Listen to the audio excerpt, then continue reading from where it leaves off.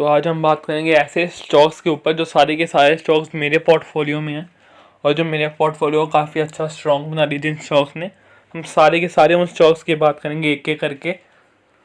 तो सीधा चलते हैं मेरी लिस्ट पे, जो मेरे जो पोर्टफोलियो में मेरे स्टॉक्स की लिस्ट है, सीधा उसके अंदर चलते हैं और देखेंगे आज आज उस लिस्ट में क्या क्या इंक्रीमेंट हुआ है, मतलब उन शेयर प्राइस में क्या हुआ है, गिरे हैं कि बढ़े हैं, कितने कितने बढ़े हैं, सारे सब कुछ देखेंगे।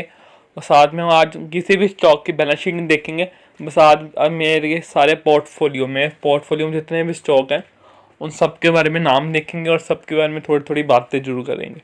चलते सीधा मेरी लिस्ट के ऊपर पोर्टफोलियो की। तो ये हम आ गए मेरे पोर्टफोलियो के ऊपर और इसके हिसाब से हम देखेंगे कौन सी कंपनियाँ अच्छी हैं मेरे पोर्टफोलियो में और कौन सी नई कंपनियाँ अच्छी, और जो से अच्छी नहीं उसमें क्या करना चाहता हूँ। तो सबसे पहले ऊपर हमने नाम पढ़ लेते हैं, उसका नाम है हीरो मोटोकॉर्प। ये सबसे पहली कंपनी है मेरे पोर्टफोलियो की। सो हीरो मोटोकॉर्प सबको पता ऑटो सेक्टर से रिलेटेड कंपनी है, टू व्हीलर में कंपनी काम करती है। और ये कंपनी में कोई इस टाइम पे क्यों इतनी अच्छी लग रही है और मैं इसको अपने पोर्टफोलियो में क्यों रखा हुआ है, क्योंकि आप कोरोना वायरस के टाइम पे लोगों को अपने हाइजीन के ऊपर बहुत फ़र्क पड़ जाएगा। सारे कहीं पब्लिक ट्रांसपोर्ट से जाना मना करेंगे, तो उसके लिए हर बंदा गाड़ी नहीं ले सकता। तो जो गाड़ी नहीं लेगा तो अपने टू व्हीलर्स को ज़्यादा प्रेफर करेंगे, और साथ में टू व्हीलर्स की डिमांड भी मार्केट में रियलिटी में काफ़ी बढ़ चुकी है वायरस के पैंडमिक के बाद। और क्योंकि फोर व्हीलर काफ़ी कॉस्टली होते हैं, कई लोगों की जॉब लॉस हुई है, तो टू व्हीलर लोग अफोर्ड कर सकते हैं पब्लिक ट्रांसपोर्ट में जाने से अलावा। तो टू व्हीलर वो उसकी डिमांड काफ़ी बढ़ चुकी है मार्केट में। तो उस हिसाब से शेयर प्राइस भी अच्छा है, साथ में कंपनी की बेनिफिट्स बहुत स्ट्रॉन्ग हैं इन सारी कंपनीज़ की। क्योंकि सबसे पहले आके मार्केट में मैंने यही कंपनीज उठाई थी जितनी भी दिख रही हैं।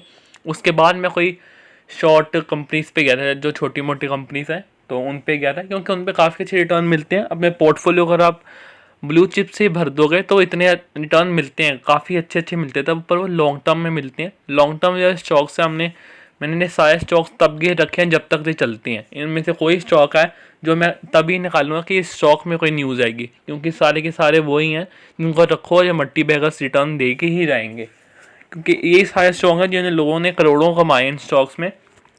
तो जब तक ये चलेंगे तब तक हम इसको अपने पोर्टफोलियो में रखेंगे। उसके अलावा जो मेरा पोर्टफोलियो उसके अंदर 80 to 90% जो स्टॉक्स हैं ये सारे के सारे ही हैं ब्लू चिप, और जो 20 या से 10% स्टॉक हैं वो स्मॉल कैप और मिड कैप की कंपनीज़ के हैं, जो कि काफ़ी, उसमें से भी हम अगली वीडियो उस पर बनाएंगे कि वो कौन से स्टॉक्स हैं जो मेरे पोर्टफोलियो में स्मॉल कैप और मिड कैप के और काफ़ी अच्छे रिटर्न दिए। उनमें से कई स्टॉक्स हैं जो उन्हें 80-90% के रिटर्न दिए। तो अब पहले हम आज इन पे बात कर लेते, तो अभी हीरो की बात। तो उसके बाद आईटीसी की कंपनी हमने देख ली। आईटीसी अब इस टाइम पे मेरे को थोड़ी कंपनी अच्छी नहीं लग रही है, क्योंकि इसको भी कंपनी ने कवर किया है कंपनी को, जिससे ये कंपनी अपने मतलब अपना प्रोडक्ट्स का पोर्टफोलियो बढ़ा रहेगी। पर ये कंपनी इस टाइम में मेरे को अच्छी नहीं लग रही, क्योंकि सिगरेट से ज़्यादा इस कंपनी का ज़्यादा बिजनेस है। तो 90% और 80 to 90% की जो अर्निंग आती है कंपनी की उससे सिगरेट से आती है। और साथ में तंबाकू के प्रोडक्ट्स है, सिगरेट में क्या डलता है, तंबाकू। और तो मतलब जो कंपनी का 80% to 90% रेवेन्यू आता है वो तंबाकू के प्रोडक्ट्स से आता है। और उस हिसाब से कंपनी का बिजनेस, कंपनी ने एक स्पेसिफिक चीज़ में अपनी 90% की होल्डिंग रखी हुई है पूरी की पूरी मार्केट में, और बड़ा अच्छा बिजनेस है उनका सिगरेट वाला। तो काफ़ी अच्छा रिटर्न कमा के देती है वो कंपनी को। तो कंपनी का वो बिजनेस अच्छा है, पर वो बिजनेस अब अगर नहीं चलेगा आगे जाके फ्यूचर में तो कंपनी के लिए इतना अच्छा नहीं है, क्योंकि होटल बिजनेस से भी इसको सिर्फ 3% का रिवेन्यू ही आता है टोटल, और बाकी भी इसके सारे बिजनेस को मिला लो तो वो सिर्फ 2 या 3 या 10 या 15% ही बनते हैं। तो इस हिसाब से कोई कंपनी इस वक्त अच्छी नहीं लग रही। जब कंपनी का बिजनेस स्ट्रॉन्ग हो जाएगा, एक वायर कर लेगी सब कुछ, तो हम इस कंपनी को देख सकते हैं। तो मैं इस कंपनी को अपने पोर्टफोलियो से निकाल लूँगा तो नहीं, क्योंकि अब इसको मेरा खरीद चुका हूँ, इसमें अभी भी मेरे को 40% रिटर्न तकरीबन है मेरे पास इस कंपनी में, तो इसको निकाल लूँगा नहीं। पर इस टाइम पे ये कंपनी न्यू बाय वाली नहीं है, तो इस टाइम इसको हम क्रॉस लगाएंगे। उसके बाद चलते रिलायंस के बारे में सबको पता है, इसके नए नए बिजनेसेस चल रहे हैं काफ़ी अच्छे, क्लाउड कंप्यूटिंग, गूगल्स वगैरह, कंपनी नई नई चीज़ें इंट्रोड्यूस कर रही है मार्केट में। छोटी छोटी कंपनीज़ के लिए इंटरनेट की सर्विसेज, सर्वर्स की सर्विस, सब कुछ ये कंपनी दे रही है। कई सारे स्टार्टअप्स में कंपनी ने इन्वेस्ट किया है, अभी फ्यूचर रिटेल को भी एक्वायर किया है। जो जियो मार्ट से रिलेटेड कंपनी, इस कंपनी का फ्यूचर सबसे ग्रेट है। तो ये कंपनी भी टिक लगाती है, इसके बारे में क्या बात करनी, इसके बारे में सबको ही पता है कि क्या क्या इस कंपनी में हो रहा है। और इतना सही इसके आने वाले 2 से 3 साल होने वाले हैं, क्योंकि तब इसके काफ़ी सारे अच्छे अच्छे प्रोडक्ट्स आ रहे हैं बाहर मार्केट में। उसके बाद है टी सी एस को हम क्यों कहते हैं, क्योंकि आने वाले टाइम में टेक्नोलॉजी काफ़ी सारी वर्स्ट होने वाली है। हर एक कैटेगरी में, हर एक सेक्टर में हमें टेक्नोलॉजी चाहिए, कंप्यूटर की फील्ड चाहिए, तो उससे रिलेटेड कंपनी काम करती है टी सी एस। ये प्रोजेक्ट्स, IT प्रोजेक्ट्स देती है, तो वेबसाइट, सॉफ्टवेयर, तो कई तरह की चीज़ें कंपनी बनाती है। तो बिजनेस कंपनी का काफ़ी अच्छा है, कैश फ्लो कंपनी में रिजर्व काफ़ी अच्छे हैं, डेट कंपनी पे है नहीं, और इनकम कंपनी काफ़ी अच्छा कमाती है। तो ये भी फर्स्ट नंबर में मानी जाएगी हमारी कंपनी टिक में, न्यू फ्रेश बाय के लिए। तो उसके बाद हम महिंद्रा ऑटो सेक्टर, ट्रैक्टर में, ऑटो में, 2 व्हीलर्स में, ठीक है, 4 व्हीलर्स में, हर जगह काम कंपनी कर रही है और काफ़ी अच्छा परफॉर्मेंस भी दे रही है।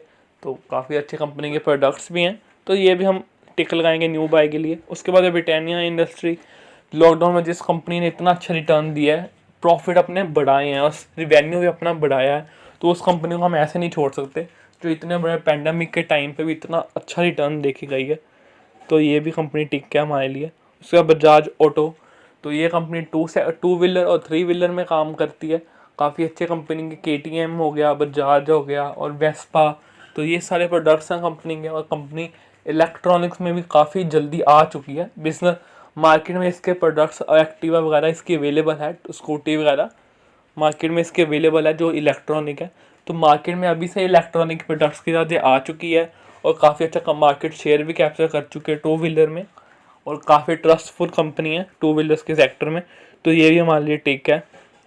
तो बैंकिंग आ गया, उसके अगला है HDFC बैंक।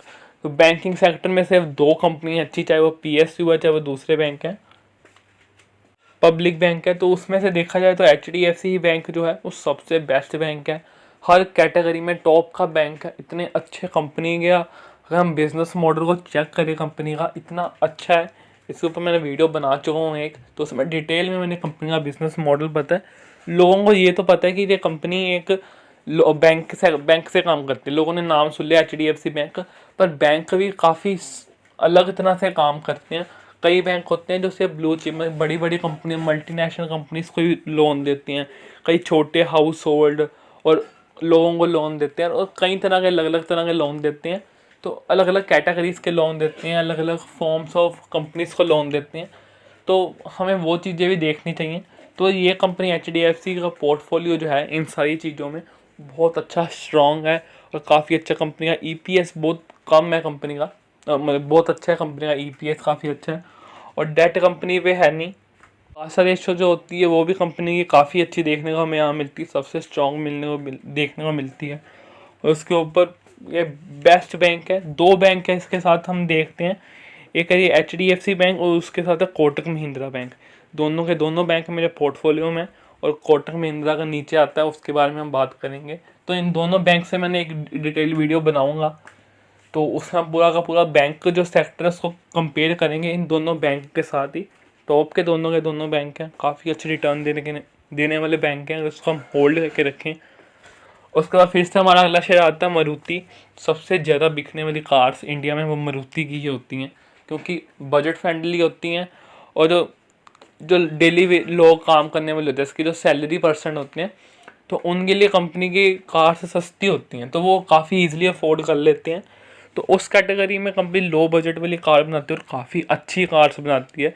बजट चाहे कंपनी लो बने कार्स बनाती है, पर प्रोडक्ट कंपनी का काफ़ी अच्छा देखने को मिलता है, इसलिए लोग इसको ट्रस्ट भी करते हैं। और सबसे ज़्यादा मैन्युफैक्चरिंग मारुति की होती है और बाहर एक्सपोर्ट भी होती है, तो ये कंपनी काफ़ी अच्छी है। और आज के दिन हम देख लेते हैं 154% के return, 154 points, 2.23% return already company दे चुकी है ये हमारी। उसके बाद विप्रो का तो बिज़नेस ही काफ़ी सारा डिवर्सिफाई है, IT में भी कंपनी काम कर रही है। उसके कंज्यूमर प्रोडक्ट्स जो कंपनी के पास हैं वो भी काफ़ी अच्छा मार्केट में शेयर कैप्चर करके बैठी हैं, तो ये कंपनी बहुत अच्छी है। इसका ओनर के बारे में आपको पता ही होगा, जो प्रमोटर्स हैं काफ़ी काफ़ी अच्छे इंसान है वो, तो काफ़ी सारे अपना पैसा वो फिलंथ्रोपी पे ही इन्वेस्ट कर देते हैं। जितने उनके पास शेयर्स हैं उन्हें सेल करके बिलियंस ऑफ डॉलर्स के उन्हें जो शेयर्स हैं वो अपने मार्केट में सेल करने के बाद जो सारा पैसा आया उन्हें फिलंथ्रोपी भी लगा दिया। तो बिज़नेस काफ़ी अच्छा इनका, और कंपनी भी ऑलरेडी बहुत अच्छी है। उसके बाद आती है IRCTC कंपनी।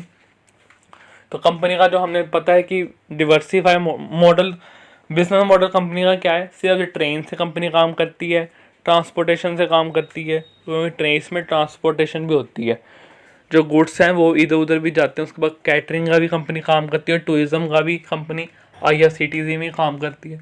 तो कंपनी के अंदर और कोई चांसेस नहीं है लोगों के पास जिन्होंने भी ट्रेन से ट्रैवल करना है, तो सारा पैसा रिवेन्यू, जितना भी रिवेन्यू है किसी भी तरह का, किसी कंपनी के पास नहीं जाएगा, सिर्फ IRCTC के पास ही जाएगा। पर अब के टाइम पे ऐसा नहीं है इसका बिजनेस मॉडल। कंपनी प्राइवेट हो रही है, कितने सारे शेयर्स कंपनी में, कितने परसेंट अभी मेरे को याद नहीं। तो कंपनी जो है पब्लिक हो रही है, काफ़ी सारे लोगों ने इसके ट्रेन की पटरियाँ, तो वैसे लाइंस वगैरह, तो ये लोगों ने बिड्स मारी हैं इस कंपनी के अंदर ट्रेन चलाने के लिए। तो इस टाइम पे IRCTC मेरे को वर्थ नहीं बनता। एक बार कंपनी स्टेबल हो जाए, मार्केट ओपन हो जाए, तो तब हम इस कंपनी को ख़रीद सकते हैं। इस टाइम पे ख़रीद के रखने में कोई फ़ायदा नहीं कंपनी को, क्योंकि रिवेन्यू कंपनी का एक हिसाब से कह लो कि ज़ीरो ही है। तो उसके बाद आती है SBI लाइफ। तो SBI लाइफ के बारे में क्या बात करनी, काफ़ी बेस्ट स्टॉक्स है और निफ्टी 50 में भी इस कंपनी को जगह मिल चुकी है। तो बहुत स्ट्रॉन्ग स्टॉक्स है। मैंने इसको काफ़ी लो पे ख़रीदा था, तकरीबन मेरे को 30 to 40% के अभी भी इस कंपनी में रिटर्न मिल रहा है। जब भी मैंने इस कंपनी को ख़रीदा था तो तब कोई न्यूज़ नहीं आई थी। तो अब जैसे जैसे टाइम बढ़ता जाएगा, जो स्टॉक बहुत अच्छे रिटर्न देने वाले हैं, तो इसको जिसने भी ख़रीदना है अभी भी ख़रीद सकते हो। SBI लाइफ और HDFC लाइफ बेस्ट स्टॉक्स हैं। टाटा मोटर को मैं टोटली इग्नोर करूँगा, कंपनी के ऊपर डेट बहुत है। चाहे प्रमोटर्स ने कह दिया है कि हम 3 साल के अंदर इसका डेट ख़त्म कर देंगे, पर नहीं, कंपनी के ऊपर डेट बहुत है और मेरे को कुछ कंपनी में इतना खास भी नहीं दिख रहा फ्यूचर के लिए। तो इसके अलावा बहुत अच्छी अच्छी कंपनीज हैं टाटा मोटर्स के अलावा। तो पर मैं एक बात कहना चाहूँगा, जब मैंने इस कंपनी को ख़रीदा था और आज के टाइम पे मेरे को कंपनी अंदर तकरीबन 90% का रिटर्न अभी भी आज के दिन तक मिल रहा है। तो अगर मेरे को रिटर्न मिल रहा है तो मैं इसको ऑब्वियसली होल्ड करके रखूँगा, लेट योर प्रॉफिट रन। तो जब तक मिल रहा है उसके बाद मैं इस कंपनी को 170 के करीब कंपनी से एग्जिट हो जाऊँगा। तो उससे ज़्यादा मैं कंपनी को होल्ड नहीं करने वाला। तो थोड़े से शेयर्स मैं अपने कंपनी के अंदर पोर्टफोलियो में रखूँगा ज़रूर, ठीक है। तो कंपनी बेस्ट है, काफ़ी अच्छे रिटर्न देने वाली कंपनी थी। अब के टाइम पे कंपनी ये ख़रीदने वाली वर्थ नहीं बनती न्यू फ्रेश बाय के लिए। जिनके पास पुरानी होल्ड है वो होल्ड करें 170 तक। जिनका मन है बेचने का, मेरा मन है बेचने का, मैं बेच दूँगा। बाकी एज यू विश, जिसने जो करना वो कर सकता है। उसके बाद आता है HDFC AMC asset management company. HDFC की 2019 में मार्केट में आई थी, तो लोगों को लगता है कि कंपनी एवं ही है, ये कंपनी बहुत अच्छे रिटर्न देने वाली है फ्यूचर में। जिस बंदे ने इसको अब इस टाइम पे कंपनी को ख़रीद लिया ना, वो फ्यूचर में जाके कहेगा कि हाँ भाई काफ़ी अच्छे रिटर्न मिल गए। और वीडियो काफ़ी लंबी हो रही है, हम जल्दी जल्दी कंपनी के नाम ले लेते हैं। उसके बाद इन्फोसिस भी उसके जैसी IT कंपनी में काम करती है। HDFC लाइफ हमने ऊपर बात की थी, 2 कंपनी SBI और HDFC लाइफ, तो ये उन दोनों में टाटा कंज्यूमर प्रोडक्ट्स। तो लॉकडाउन के टाइम में 50% से कंपनी के जो कंज्यूमर के डिमांड थी वो बढ़ गई थी। और इनका जो आने वाला पोर्टफोलियो है, कहते हैं हम HUL जैसा अपना पोर्टफोलियो बनाएंगे, बहुत बड़ा डिवर्सिफाइड पोर्टफोलियो बनाएंगे प्रोडक्ट्स का। साथ में कंपनी ने, प्रमोटर्स ने कहा हमें पता है हमारी कंपनी की गलती कहाँ है, जो इनकी गलती है वो डिस्ट्रीब्यूशन में है। और कहते हैं हम बड़े फास्टली उस जगह पे जा रहे हैं, उस गलती को अपनी मतलब डिस्ट्रीब्यूशन नेटवर्क को बहुत जल्दी जल्दी सुधार रहे हैं, क्योंकि हम मार्केट कैप्चर करना चाहते हैं। तो ऐसी कंपनी अच्छी लगती हैं जिनके प्रमोटर्स को पता है कि वो गलती क्या कर रहे हैं और उनको काफ़ी जल्दी सुधार रहे हैं, ठीक है। तो कंपनी आने वाले टाइम में बहुत HUL को टक्कर देने वाली है। तो नीचे है HUL ही, इसके सबको पता कितने सारे प्रोडक्ट्स और मार्केट में सबसे ज़्यादा जो पैसा कमाने वाली कंपनी है और कमा के देने वाली कंपनी है वो HUL ही है। और उसके बाद आ जाती हैं सबसे बड़ी लैंडिंग कंपनीज, जो कंपनी लोन्स देती हैं कस्टमर्स को, वो है यहाँ पे बजाज फाइनेंस और उसी का ही साथी बजाज फिनसर्व। तो ये दोनों कंपनियाँ ऐसी हैं, इनको कभी छोड़ना नहीं, जहाँ मिले इस टाइम पे मिल रही है। 3000 के लोगों को महंगी लग रही है, तो कंपनी का जो हाई 9-9 हज़ार तक का है। तो जिसने अभी खरीद लिया और इसका बिज़नेस इतना अच्छा बिज़नेस है और इतने अच्छे रिटर्न देके चल जाएगा, आपको पता भी नहीं चलेगा। उसके बाद HDFC कंपनी, उसके बाद कोटक महिंद्रा बैंक जो हमने ऊपर बात की थी। और उसके बाद ये 3 स्टॉक्स हैं जो अब के टाइम पे हमें अभी अभी ख़रीद लेने चाहिए, क्योंकि आज हमने ऊपर बात की थी, क्योंकि जो सारा बिजनेस है, हर तरह का बिजनेस है, वो सारा कंप्यूटर्स पे, ऑनलाइन टेक्नोलॉजीज पे जा रहा है, ठीक है, आईटी सर्विस पे जा रहा है। तो नौकरी.com के पास कौन से बिजनेस हैं, ऐसे ही हैं, नौकरी.com, जीवन साथी.com, और जोमेटो में भी कंपनी में होल्डिंग्स हैं, और भी कई तरह तरह की ऐसी वेबसाइट्स हैं जो काफ़ी रैंक कर रही हैं और कंपनी में उसकी होल्डिंग्स हैं। तो ये मेरे को स्टॉक सबसे बेस्ट लगता है, नौकरी और एफ एल जो है सीधा गूगल जैसा काम कर रही है, एडवर्टाइजमेंट करती है लोगों की, ऑनलाइन और ऑफलाइन वाले बिजनेस की भी और ऑनलाइन वाले बिजनेस की भी। तो ये भी वही कंपनी है जो आने वाले टाइम पे अभी 2,800 की दिख रही है, और आने वाले टाइम पे जब पहुंच जाएगी ना 20-20, 30-30 हज़ार पे, तब लोग कहेंगे यार ये कंपनी तब खरीदनी चाहिए थी। उसके बाद आ जाती है सबसे अच्छा बिजनेस मॉडल जो मेरे को अब के टाइम पे लग रहा है, उसका नाम है बजाज, भारतीय एयरटेल। सिर्फ टेलीकॉम सेक्टर में 2 कंपनियां रह गई हैं। तो वोडाफोन आइडिया तो एक हिसाब से ख़त्म हो ही गई है, कस्टमर्स उसके लगातार जा रही हैं, कंपनी कुछ दे नहीं पाएगी, तो वो कंपनी अब रहने नहीं वाली मार्केट में, तो उसको तो बुला ही दो। 2 कंपनियां रह गई है, मोनोपोली दोनों कंपनीज के आपस में हो जाएंगी, तो काफ़ी अच्छा। जियो, रिलायंस में हमारा स्टेक्स पहले से ही है, उसके बाद एयरटेल में भी हम ले लेंगे। तो कंपनी का जो है कस्टमर बेस इस टाइम बड़ा है, थोड़ा सा थोड़ी गिरा है, पर जो कंपनी का रिवेन्यू था उन कस्टमर से, जितने भी इनके पास कस्टमर से कमाते थे, वो तकरीबन 25% से बढ़ गया। जैसे हम देखें, कंपनी 100 रुपया कमाती थी एक कस्टमर से, तो वो एक कस्टमर से 125 रुपये कमाने लग गई है, क्योंकि डाटा की वैल्यू जो है वो कंपनी के लॉकडाउन के टाइम में काफ़ी अच्छी बढ़ गई थी। तो ये फ्यूचर में इस कंपनी के लिए काफ़ी अच्छा है, क्योंकि जब आइडिया टोटली बंद हो जाएगी तो जियो टू एयरटेल काफ़ी लोग स्विच करेंगे, किसी को कभी कोई इन सेम अच्छा लगता है, किसी को कोई कभी सेम नहीं अच्छा लगता, तो आपस में लोग इधर उधर स्विच करते जाएंगे। तो हमारे पास अगर दोनों शेयर्स होंगे तो ऑलरेडी प्रॉफिट हम ही होगा। तो ये थे सारा पोर्टफोलियो मेरा, जो स्टॉक्स मेरे पोर्टफोलियो में है, और मैं रिकमेंड करता हूँ कि ये आपके पास भी होनी चाहिए। अगर आप नए नए मार्केट में हैं, अगर रिस्क लेना है, तो और भी बहुत सारी मिड कैप स्मॉल कैप्स की कंपनी है। अगर आप चाहते हो कि मेरा पोर्टफोलियो हमेशा सेफ रहे, तो ये सारी कंपनी है, इनको रख के भूल जाओ और बस न्यूज़ पे फोकस करो कि इन कंपनीज में कोई ऐसी न्यूज़ तो नहीं आ रही जिसके बाद कंपनी को मतलब लॉन्ग टर्म के लिए ख़राब हो सकता है, जिसके प्रमोटर्स धोखा कर गए या कुछ और। बाकी और कोई न्यूज़ पर फोकस देने की ज़रूरत नहीं है, क्योंकि कंपनीज ये वो हैं, रखो और भूल जाओ। कुछ भी करने से पहले, किसी भी चीज़ में बाय या सेल करने से पहले अपने फाइनेंशियल एडवाइज़र की एडवाइस जरूर लें। Thank you for watching this video. Good bye.